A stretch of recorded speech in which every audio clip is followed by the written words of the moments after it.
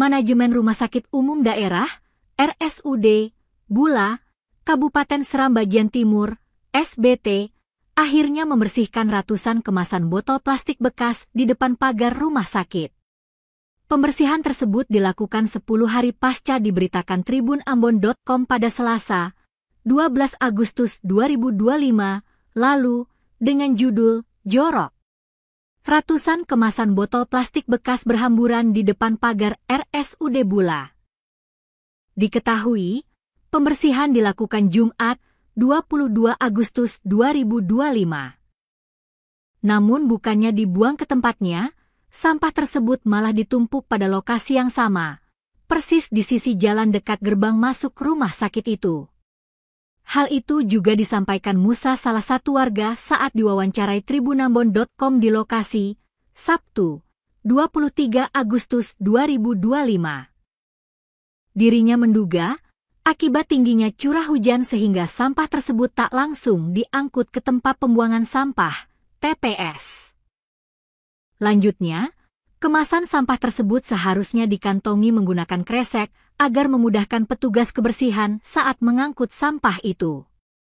Diberitakan sebelumnya, sampah berhamburan di depan pagar Rumah Sakit Umum Daerah, RSUD, Bula, Kabupaten Seram Bagian Timur, SBT, Maluku. Pantauan tribunambon.com, pukul 15.02 WIB, Selasa, 12 Agustus 2025, sampah-sampah tersebut didominasi kemasan botol plastik bekas. Keberadaannya persis di sisi dekat pintu masuk halaman rumah sakit.